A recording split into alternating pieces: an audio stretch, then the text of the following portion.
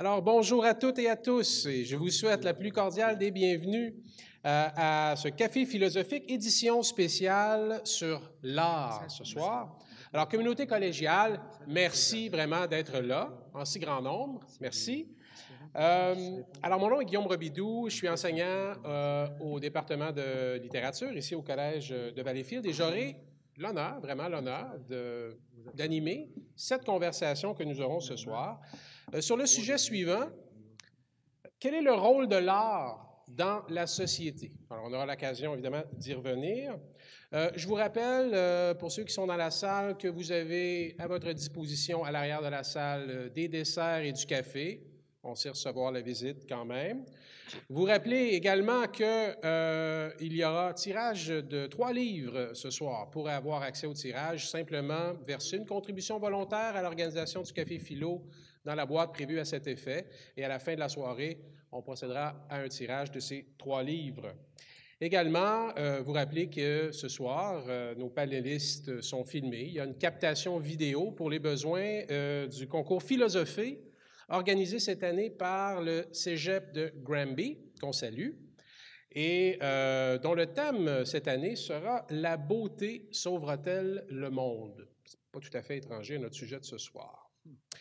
Donc, écoutez, comme dans certains films, parfois les génériques sont au début, je me permettrai, en début d'activité ce soir, de remercier les gens qui ont rendu cet événement possible. Alors, en votre nom, je souhaite remercier les services aux étudiants du Collège de Valleyfield, en particulier Brigitte Taillefer, qui est coordonnatrice de l'activité.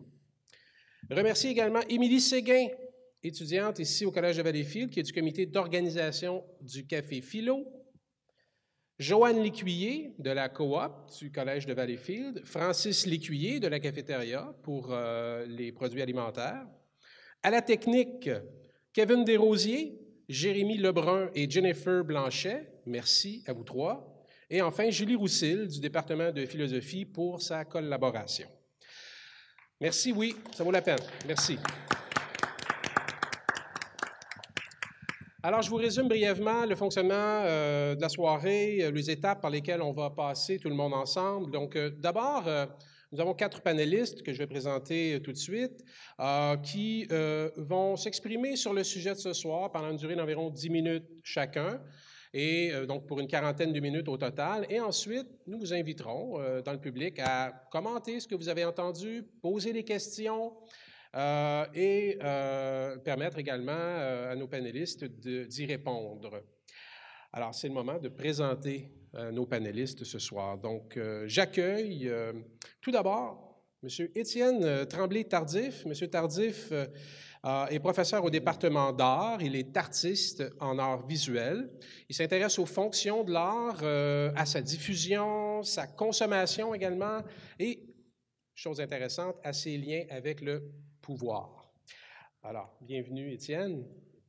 On accueille également Jacinthe Brassard. Jacinthe Brassard, bachelière en musique de l'Université de Montréal, bachelière en enseignement de la musique à l'UQAM, maîtrise en composition de l'Université de Montréal. Elle a cofondé l'Orchestre Avant du Suroît. Elle enseigne la musique au secondaire depuis 25 ans. Elle compose pour le cinéma, le théâtre, le cirque.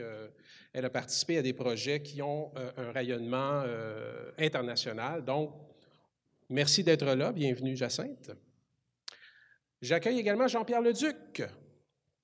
Monsieur Leduc, professeur jeune, devrais-je ajouter, jeune professeur retraité du département d'art. Eh oui. Alors, retraité du département d'art ici du Collège de Valleyfield, spécialisé en jeu théâtral, comédien, homme de théâtre. Depuis quelques siècles, président-directeur de Valspec, Valspec, diffuseur culturel majeur dans la région ici. Bienvenue, Jean-Pierre Leduc. Et enfin, je vous présente Olivier Mathieu. Olivier Mathieu, professeur ici au Collège de Valleyfield au département de philosophie. Il est docteur en philosophie, spécialisé en philosophie de l'art et en esthétique. D'ailleurs, sa thèse de doctorat traitait spécifiquement de la créativité artistique. Alors voilà, accueillons-les comme il se doit, mesdames et messieurs.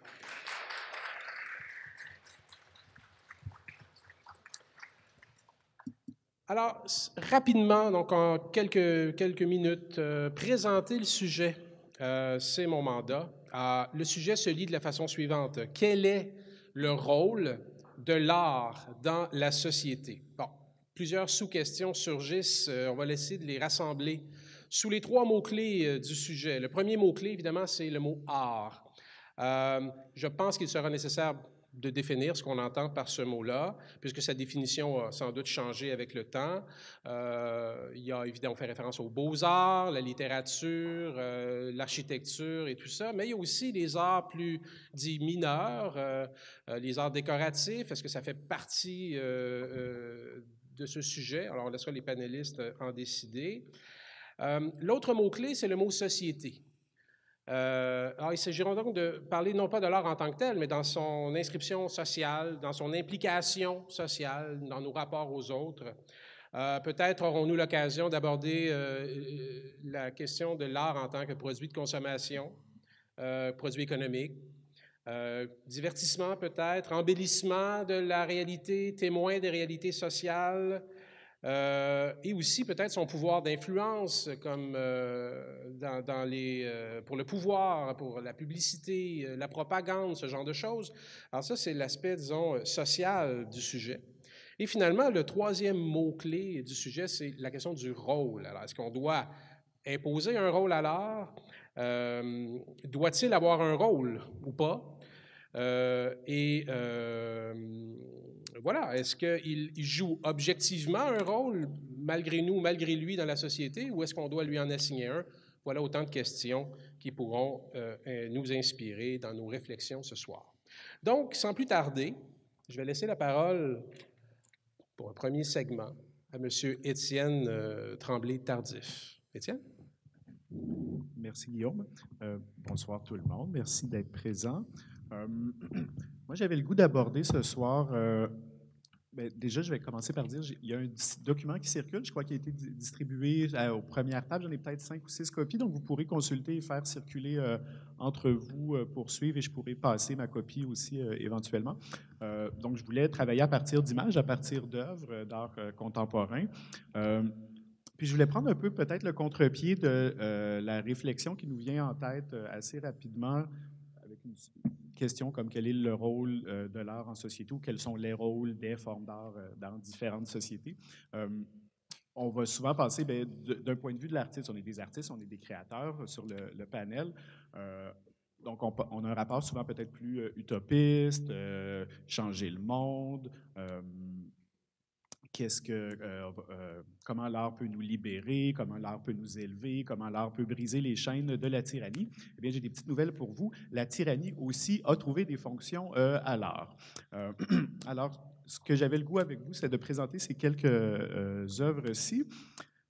La première série, c'est une série de plaques, style plaques un peu corporative ou honorifique, une série de plaques de laiton et une de cuivre de l'artiste Anne Sakis, un artiste américain associé au mouvement de l'art conceptuel ainsi qu'à la critique institutionnelle, donc l'art qui regarde les relations de pouvoir dans les musées, les institutions, les universités, ce genre de choses-là.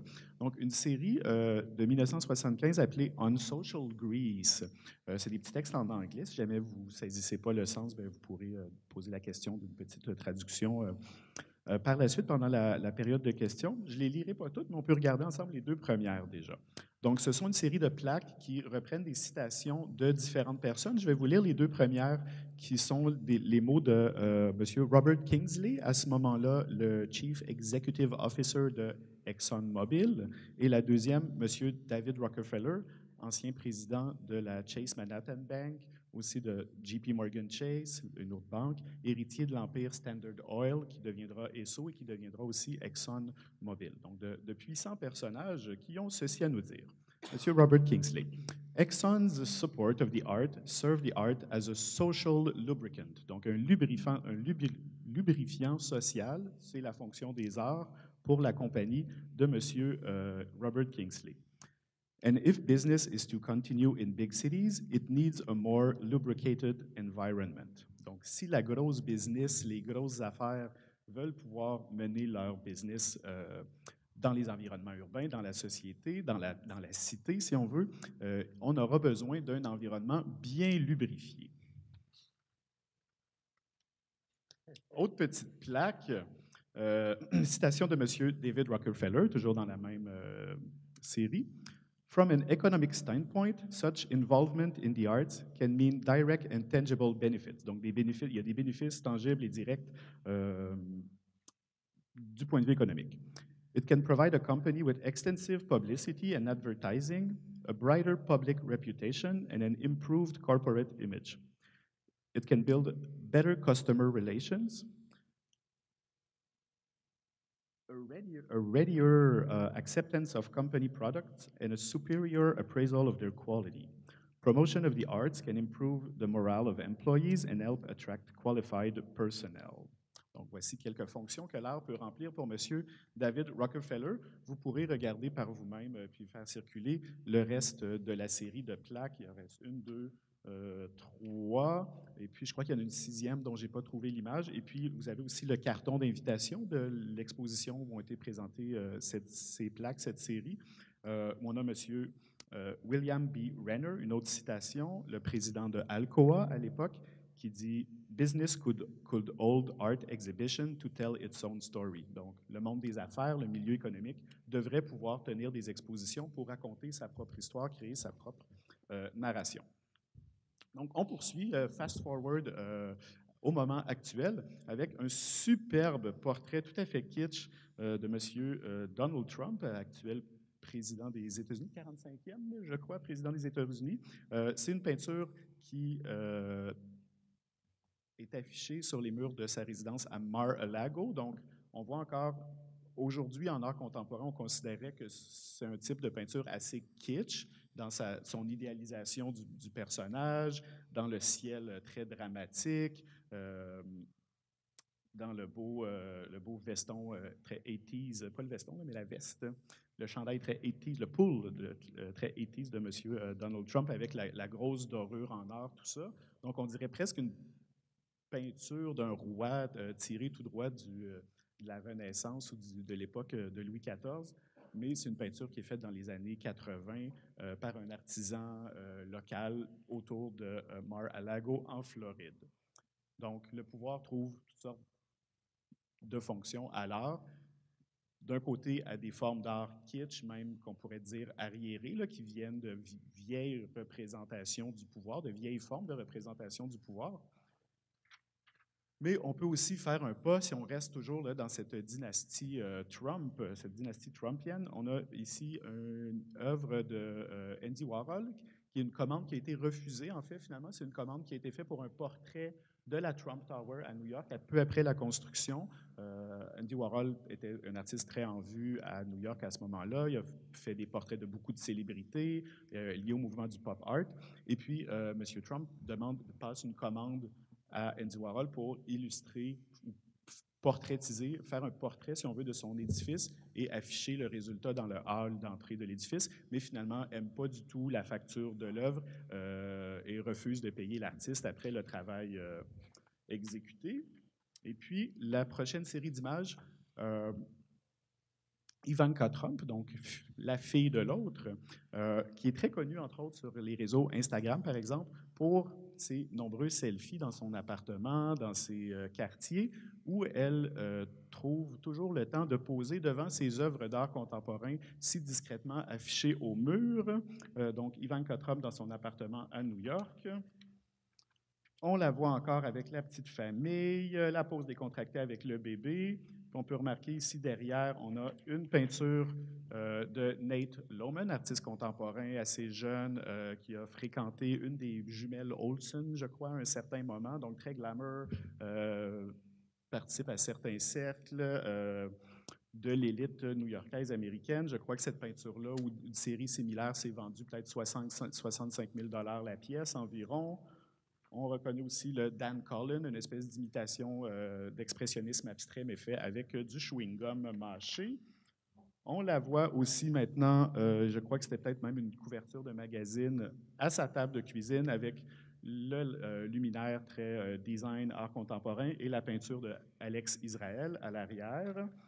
Aussi, toujours chez Mme Ivanka Trump, on remarque encore le même luminaire et la même table.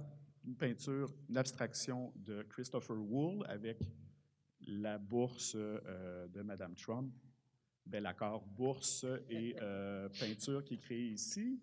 Les deux matchs et toujours la même peinture de Christopher Wool, encore ici avec toute la petite famille.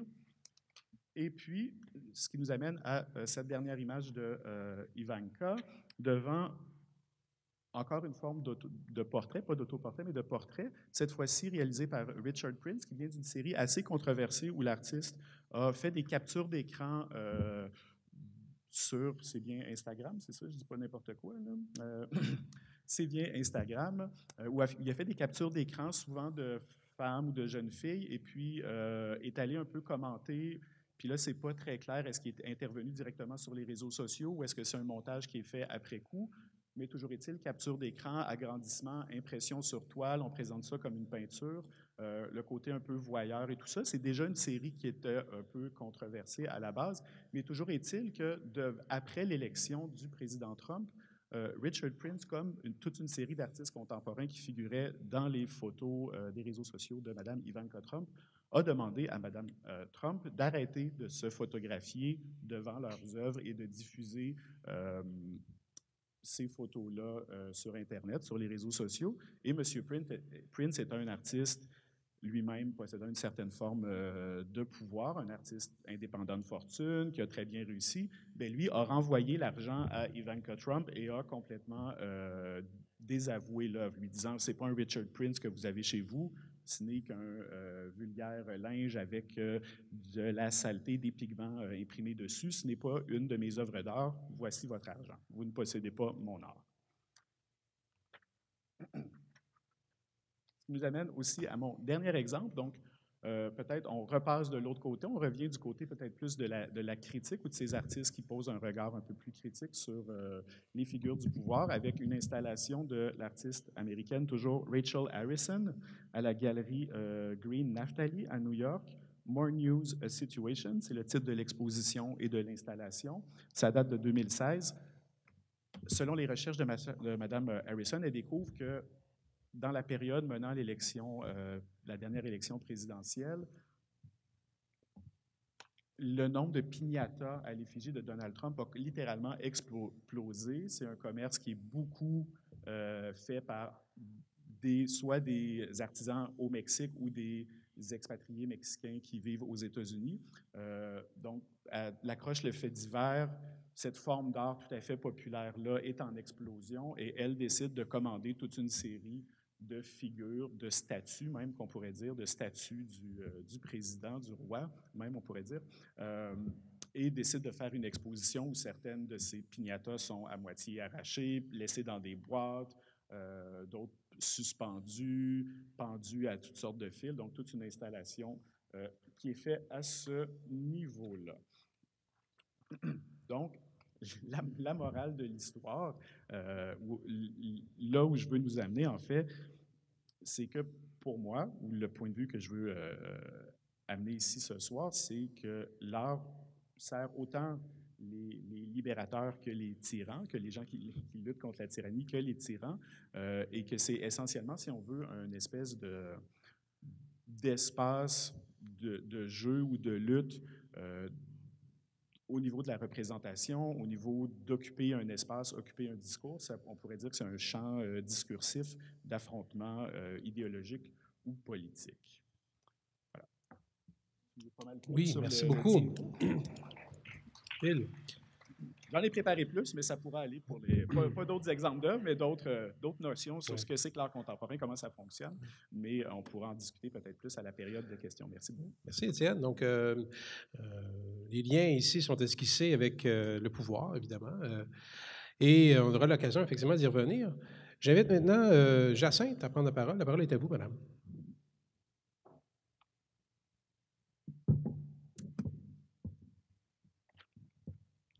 Alors, bonjour à vous tous. Disons que le rôle de l'art dans la société, personnellement, c'est pas une question que je me pose à tous les jours. Je vais me la poser surtout quand je deviens angoissée comme artiste. Quand je suis devant une page blanche, quand j'essaie de composer quelque chose, puis que là, tout d'un coup, je ne trouve plus rien. Alors, dans ces moments-là, je me pose bien des questions. Je me dis, à quoi ça sert ce que je suis en train de faire? Qu'est-ce que ça donne aux gens autour de moi? Pourquoi je passe autant de temps, autant d'heures à essayer de composer quelque chose ou encore à essayer de me perfectionner techniquement pour maîtriser un instrument de musique? Pourquoi, en plus, je l'enseigne à d'autres? Il me semble, dans ce temps-là, que je trouve que ça ne sert pas à grand-chose. Si j'étais une infirmière, bien, je pourrais dire par des gestes concrets que j'aide quelqu'un à aller mieux. Si j'étais un peintre en bâtiment, je saurais qu'au début de ma journée, le mur il est blanc, puis à la fin de la journée, la pièce est rendue bleue. Il y aurait comme un progrès tangible. Si j'étais mécanicien, j'aurais réparé l'auto de quelqu'un, j'aurais rendu service, là, il pourrait rouler sans retourner chez eux. Mais en ce moment, je compose de la musique. J'ai passé toute la journée à chercher la suite de la pièce. Il n'y a rien qui est venu. Puis une fois que je vais avoir terminé, parce que je sais que de toute façon, je vais la terminer, ma pièce, qu'est-ce que ça va bien donner? Fait qu'il y a comme quelque chose d'intangible dans le fait d'être artiste, puis de produire une œuvre artistique. Puis il y a déjà un élève qui m'a posé la question, « Ouais, ben, à quoi ça sert la musique? » Fait que ce que j'ai répondu, c'est, « Ben, ça sert à rien, mais on ne peut pas s'en passer. » On ne peut pas s'en passer parce que depuis que le monde est monde, l'art, ça nous aide à vivre. Que ce soit en tant qu'artiste ou en tant que public, on va vers l'art tout d'abord pour le plaisir, puis par le plaisir. Parce que ça nous fait plaisir de voir et d'entendre des choses, parce que ça nous fait plaisir d'écrire des choses, de jouer des choses. Mais ça fait plus que ça aussi. Le plaisir, c'est une porte d'entrée, mais ça va plus loin que ça. Ça nous transforme, ça nous amène ailleurs, ça nous influence, c'est un autre langage, c'est un autre moyen de communiquer. Ça va plus loin que les paroles qu'on échange les uns avec les autres. Donc, l'art envoie des messages, puis ces messages-là, on les capte souvent inconsciemment. Le contact avec une œuvre d'art, ça peut nous aider à vivre ce qu'on a à vivre. À l'écoute d'une chanson, par exemple, une chanson qui nous touche, on peut vivre sa colère, sa peur, brailler sa peine, retrouver la paix, retrouver le calme, être bouleversé, être choqué, être rempli d'énergie pour avancer, déborder de joie, faire le fou, s'épivarder, se lâcher lousse, ou encore méditer, s'intérioriser, reprendre contact avec soi-même ou prendre contact avec quelque chose de plus grand que soi. La musique devient alors une sorte d'amplificateur de ce qu'on est en train de vivre. Elle nous aide à vivre l'émotion, à passer au travers, à aller au-delà. Puis moi, personnellement, en composant une pièce musicale pour un orchestre, je vais réunir une quarantaine de personnes qui vont interpréter ce que j'ai eu en tête pendant longtemps. Puis chaque fois que j'entends ma pièce jouée par tous ces musiciens-là, j'ai un choc parce que quelque chose que j'ai porté longtemps, que j'ai entendu d'une certaine façon à l'intérieur de moi, tout d'un coup, ça prend vie, puis oups, j'entends des choses que je ne m'imaginais pas. Donc, il y a l'implication de d'autres personnes qui viennent enrichir ce que j'ai fait. Puis ensuite de ça, on le livre à un public. Donc, il y a toute une expérience d'unité à travers de ça. Les artistes et leur art sont donc des transformateurs de société. La création pure, ça n'existe pas. Les artistes sont le produit de la société dans laquelle ils vivent. Ils intègrent une partie du monde autour d'eux, qui est autour d'eux. Ils l'intègrent, ils le digèrent. Ils intègrent des connaissances qui sont relatives à leur discipline, mais ils rebrassent tout ça intérieurement, puis ils y ajoutent leur part personnelle. Tout ça, ça revient au monde sous une forme nouvelle. Puis un milieu où il y a des artistes, c'est un milieu vivant où il fait bon vivre. À titre d'exemple, certains quartiers défavorisés dans des grandes villes qui ont été revitalisés parce que des artistes s'y sont installés, qu'ils ont rendu les endroits intéressants à vivre, à tel point que ces quartiers, en devenant intéressants, ça fait que là, ça s'est mis à monter de prix, puis les artistes ne peuvent plus y habiter. On constate ce phénomène dans plusieurs grandes villes du monde. Il y a les œuvres d'art qu'on aime, puis parfois aussi celles qui sont le reflet d'une image de nous qu'on n'aime pas. Quoi qu'il en soit, c'est rarement neutre et ça fait réagir dans un sens ou dans l'autre. C'est le contraire de l'indifférence.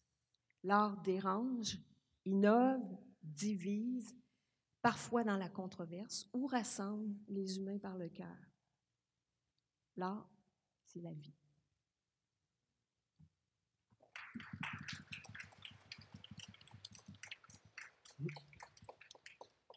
Merci beaucoup, Jacinthe Brassard, pour ces réflexions. On pourra évidemment, j'espère que ça génère parmi vous dans la salle des questions, des idées, des commentaires. Vous aurez l'occasion de les exprimer tout à l'heure. En attendant, je passe à M. Jean-Pierre Leduc pour la suite de la réflexion. D'abord, je me présente comme un marchand d'art. Il faut comprendre que c'est un noble métier. Quand on dit marchand d'art, on pense qu'on est en train de dire quelque chose de croche.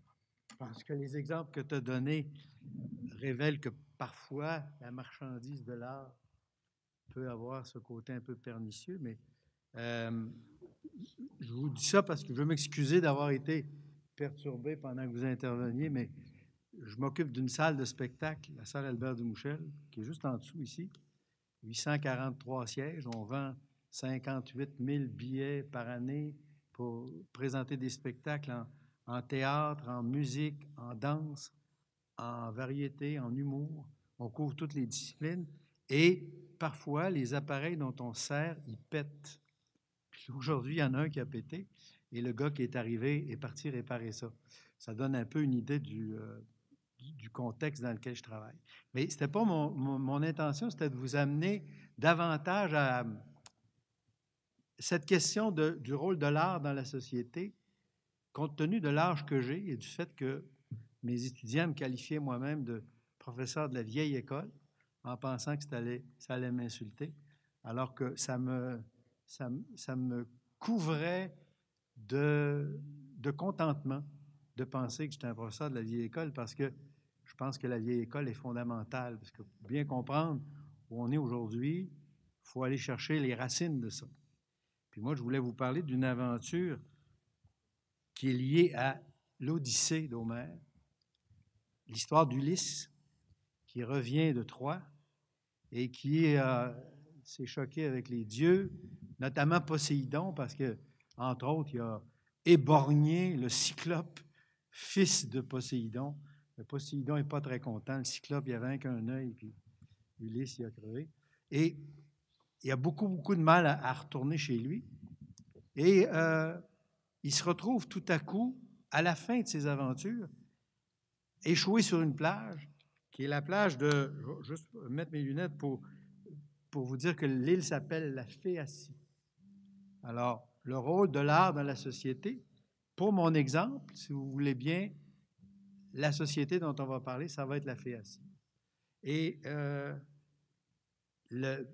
Ulysse aboutit donc sur cette plage, il est ramassé par la princesse Nausicaa et il devient une espèce de personnage un peu étrange parce qu'il est tout nu, il n'y a plus de vêtements, alors elle va le vêtir, elle va s'occuper de lui, etc. Et là, lui, il est accueilli à la cour de la Phéacie et tout à coup, ces gens-là commencent à lui dire « T'es qui? D'où tu viens? Qu'est-ce que tu fais dans la vie? » Il commence à s'intéresser à vouloir que Ulysse se dévoile, raconte qui il est. Pourquoi? Parce qu'il s'ennuie. La Phéacie est décrite par Homère comme étant une société parfaite. Tout va bien, les gens, il n'y a pas de pauvreté, tout le monde est heureux, mais tout le monde s'ennuie à périr. Et tout à coup, il arrive un gars qui échoue sur la plage et qui a l'air de savoir de sortir d'on ne sait où. Et là, Ulysse va carrément devenir l'entertainer de ce monde-là. Il va leur raconter l'histoire de l'Odyssée. Et je parlais tantôt à Étienne d'un tableau que je n'ai pas pu amener parce que j'aurais voulu vous le projeter. Un tableau qui montre Ulysse en train de raconter son histoire aux gens de la Phéacie. Et il y a un personnage en avant à droite dans le tableau où, de toute évidence, c'est Homère. C'est-à-dire que le peintre a trouvé utile, à mon avis, de mettre Homère là pour faire une espèce de lien en disant, si Homère a été capable d'écrire l'Odyssée et l'Iliade, il a fallu qu'il l'entende quelque part. Et il propose dans son tableau que Ulysse a raconté aux gens de la Phéacie et que Homère était là pour entendre tout ça et ensuite raconter toute cette histoire-là. Et ce qui se passe concrètement, moi, c'est mon interprétation, c'est que les gens de la Phéacie, c'est des marins incroyables qui sont capables de naviguer sur n'importe quelle sorte de mer. Et ils ont dit à Ulysse, on va te ramener chez vous. Tu veux t'en retourner à l'île d'Ithaque, là? Parce que toute l'Odyssée, il faut se rappeler de ça, c'est une volonté qu'Ulysse a de retourner chez lui sur l'île d'Ithaque, et le fait qu'il est continuellement empêché par toutes sortes de malheurs qui lui arrivent, beaucoup parce que les dieux, puis Poséidon en particulier, lui mettent des bâtons dans les roues. Alors les gens de la Phéacie lui disent, écoute, on va te ramener chez vous, mais avant, là, tu vas nous raconter ton histoire. C'est pour moi le premier marchandage de l'art. C'est-à-dire, nous, on veut que tu nous racontes ton histoire parce que ça nous intéresse, parce qu'on s'ennuie, parce que des histoires comme ça, on n'en vit pas dans notre quotidien, mais toi, tout ce que tu veux, c'est t'en retourner en Ithaque. Alors, raconte-nous ton histoire, puis à la fin, on va te ramener chez vous. Et d'ailleurs, et là, c'est là que commence tout le récit de l'Odyssée, à la fin, ils vont le ramener et il va se rendre en Ithaque.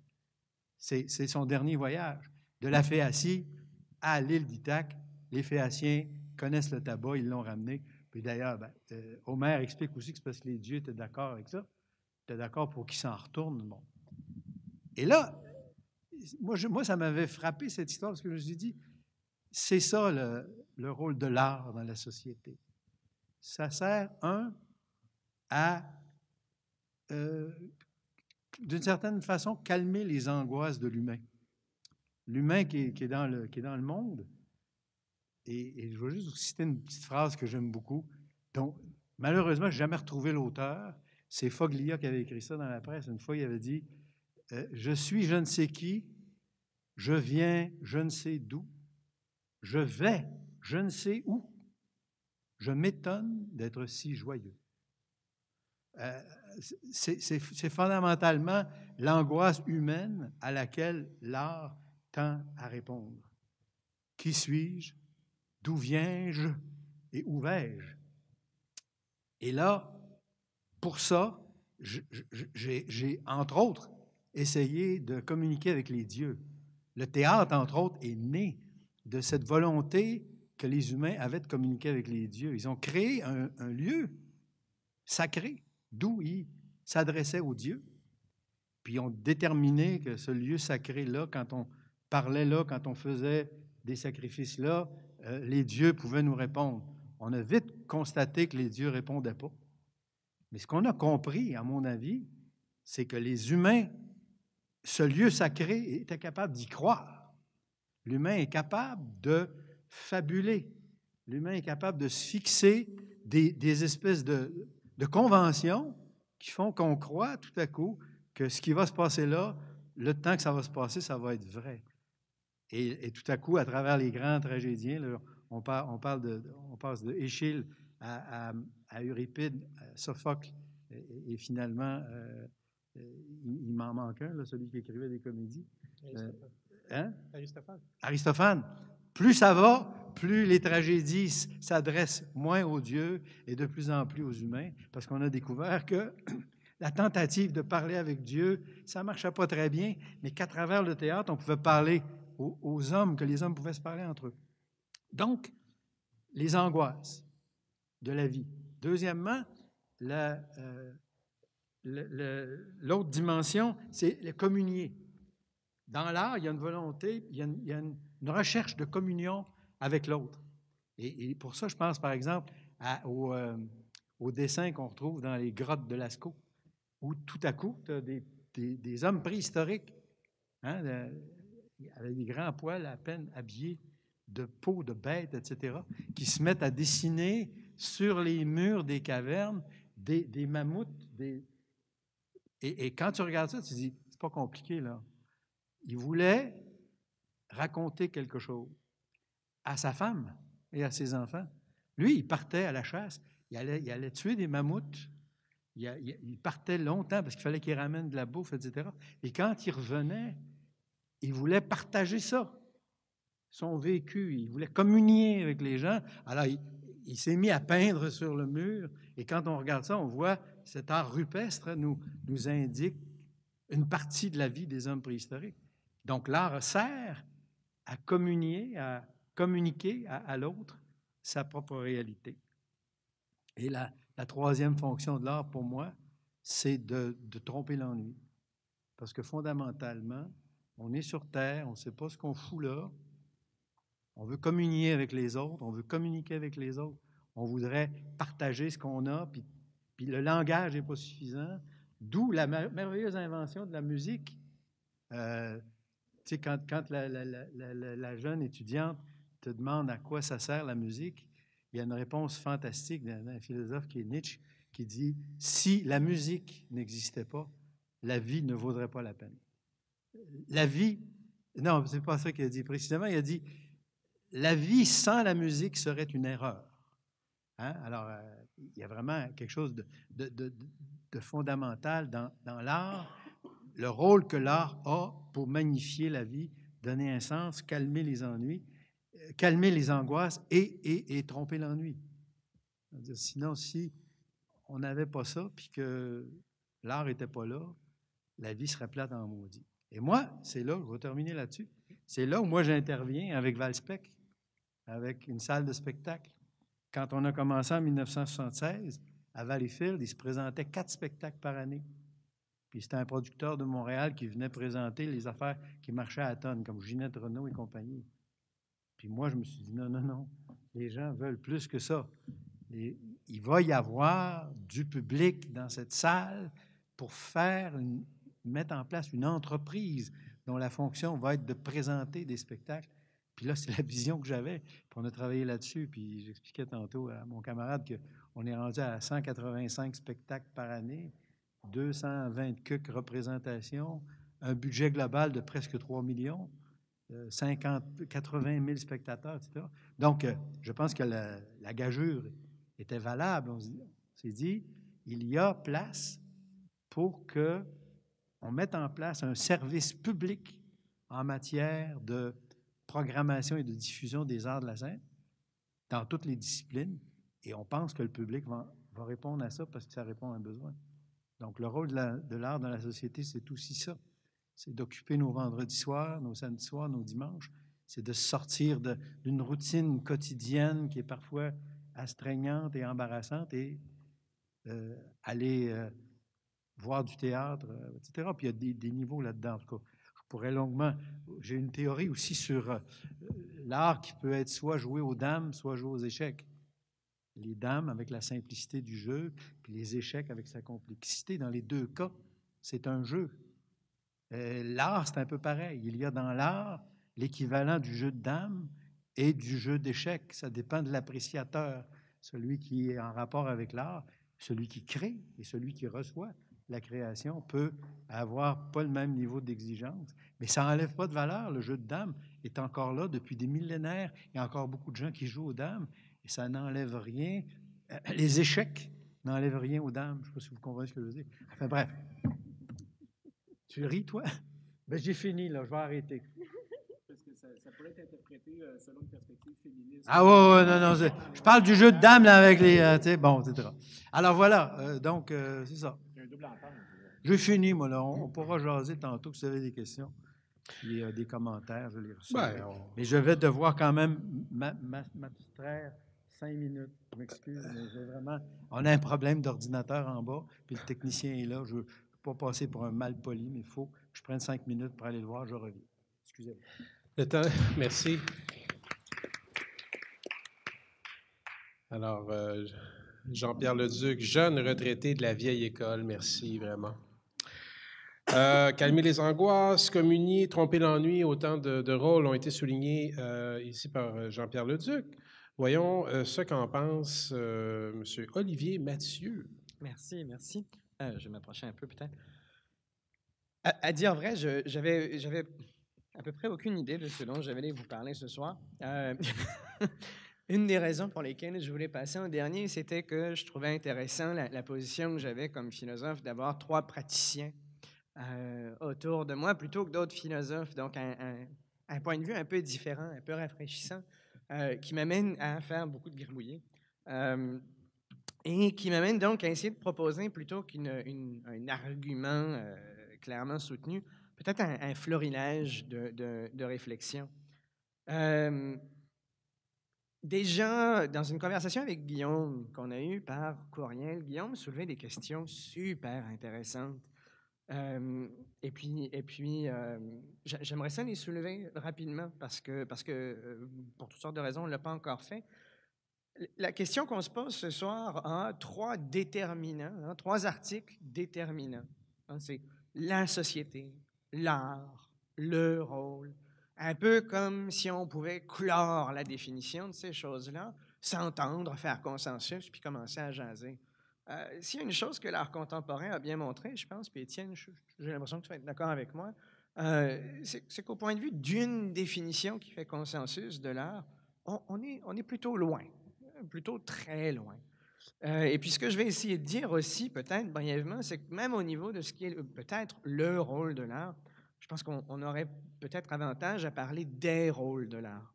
Et pour ce qui est de la société, là aussi, on pourrait multiplier la chose. Il y a la société artistique, la société des praticiens, la société des intellectuels, la société académique dont vous faites partie.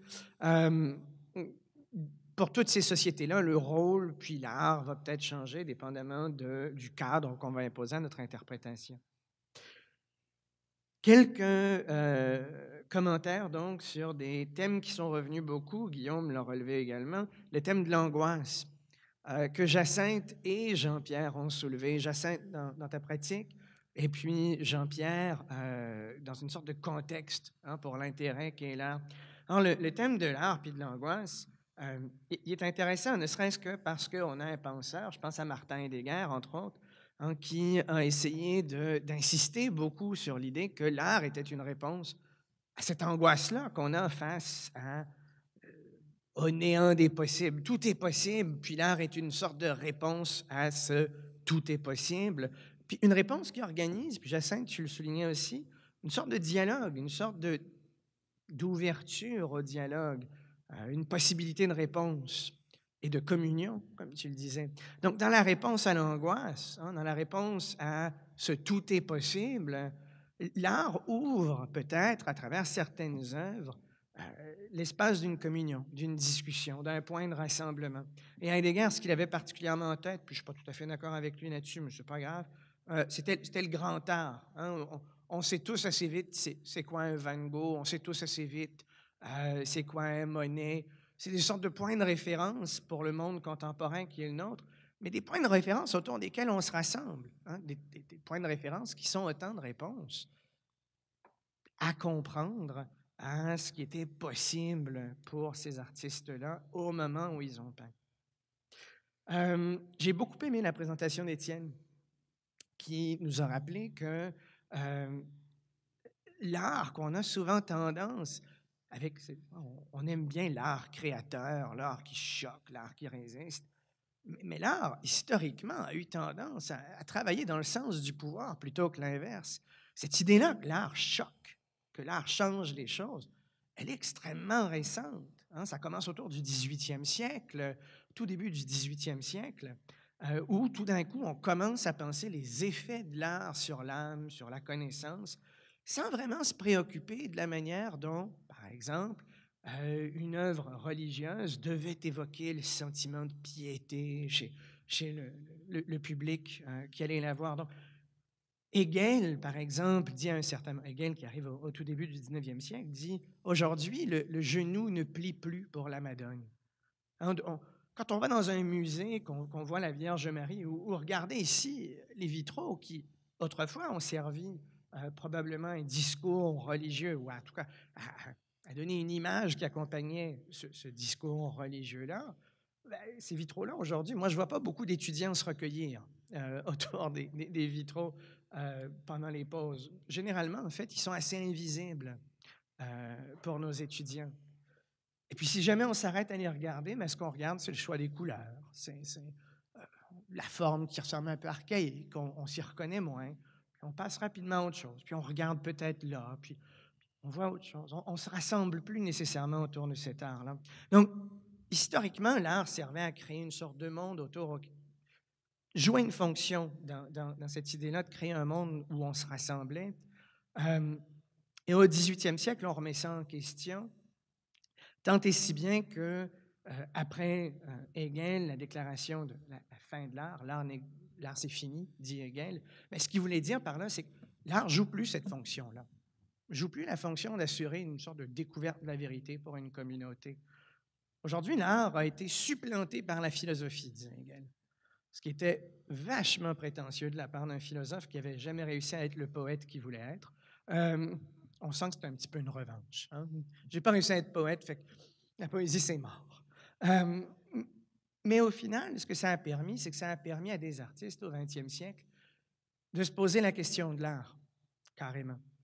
Et c'est là que l'art va commencer à devenir contestataire, à vouloir renverser des institutions plutôt que de les préserver. On pense généralement à Duchamp et à son œuvre Fountain qui a 100 ans cette année, en l'urinoir, on remercie sur le côté. Mais on peut aussi penser, moi, il y a une œuvre que j'aime beaucoup, c'est Erased de Kooning Drawing de Rauschenberg. Et grosso modo, de Kooning, qui est un artiste visuel, milieu du 20e siècle, ami avec Rauschenberg. Rauschenberg va le voir puis lui dit quelque chose comme « Écoute, il me semble que ça serait drôle si je prenais un dessin d'un artiste puis je l'effaçais. » Puis de Kooning dit « Attends, j'ai le dessin pour toi, je vais aller chercher le meilleur dessin que j'ai dans mon atelier. » Rauschenberg ne l'effaçait, c'est devenu une œuvre d'art. Donc, il y a tout un mouvement de contestation qui se fait comme ça. Pourquoi? Parce que l'art ne joue plus le rôle de nous rassembler. Mais est-ce que c'est vrai, ça? J'ai l'impression que c'est une sorte de mensonge que les artistes se sont racontés. Ils ont essayé de s'inventer une sorte de chambre à part, hein, où est-ce qu'ils pouvaient faire leur truc, un peu comme s'ils étaient libres maintenant de leur attachement à la société. Quelqu'un comme Damien Hirst nous montre que ce n'est pas vrai. Quelqu'un comme Damien Hirst se retourne et puis nous dit « Écoutez, il y a le marchandage de l'art qui joue un rôle extrêmement important dans nos sociétés et qui décide de comment l'art se fait, comment l'art nous réunit, comment l'art peut nous permettre de répondre à nos angoisses ou pas du tout. » Et Hirst a transformé le marchandage de l'art en possibilité de faire une œuvre. Par exemple, en mettant lui-même aux enchères ses propres œuvres, ce qui est à peu près inadmissible. Les encanteurs ont été très fâchés. Ou encore en inventant de toutes pièces en ce moment à Venise, en la découverte de trésors archéologiques. On entre là, on voit des statues immenses, des pièces avec des coquillages dessus, comme si ça avait traîné dans un vaisseau qui a sombré sous la mer pendant longtemps. Mais tout ça, c'est du toc. Tout ça, c'est du toc qui essaye de montrer que l'art, c'est aussi le marchandisage du toc, mais un marchandisage qui nous réunit dans des pratiques, dans une certaine technique de l'approche de l'art. Donc, je finirai peut-être avec ce mot-là d'Heidegger qui disait que une des choses tristes à propos de l'art aujourd'hui, c'est peut-être qu'il est devenu trop technique, qui sert à renforcer le pouvoir maintenant, à le réaffirmer, et peut-être pas à créer des nouveaux mondes. Et peut-être qu'on a besoin de l'art pour créer des nouveaux mondes. Et là-dessus, certains des lecteurs de Heidegger, je pense à Gilles Deleuze, par exemple, vont en répondre, oui, effectivement, l'art, contrairement à ce que j'ai entendu un peu plus tôt, communique rien. Communiquer, c'est maîtriser l'information, c'est avoir un pouvoir sur l'information, c'est faire fonctionner la relation avec celui qui reçoit l'œuvre, comme dans une relation de « tu vas comprendre ce que je veux que tu comprennes ». l'art résiste. L'acte de création est une résistance, disait Deleuze. Mais une résistance vachement intéressante parce qu'effectivement, même dans un acte de résistance, même dans un acte de contre-pouvoir, l'art nous offre encore le moment de déjouer l'ennui, hein, de se revivifier un peu. Puis on ne se pose pas toujours des questions très philosophiques face à l'art, puis c'est peut-être pour le mieux. Et je finirai avec le mot de Dubos qui disait que finalement, c'est dur travailler, puis aller à l'école, puis ça fait un peu chier. De temps en temps, ça fait du bien de voir un bon film où ça se tape dessus. Dubos parlait de films où ça se tape dessus au tout début du 18e siècle, 1719, dans un très beau traité. Il ne parlait pas vraiment de cinéma, mais c'est pas grave. Mais voilà, donc l'art joue plusieurs rôles, je pense. Tant créer des mondes que les défaire, tant nous permettre de chasser l'ennui que de répondre à notre angoisse, et de tenter de réduire l'art sous un L apostrophe ou son rôle sous un le, c'est peut-être un peu dangereux. Aussi bien peut-être garder l'œil sur tout ce que l'art a encore à nous offrir. Je vais me taire parce que je pourrais continuer longtemps. Merci. Merci.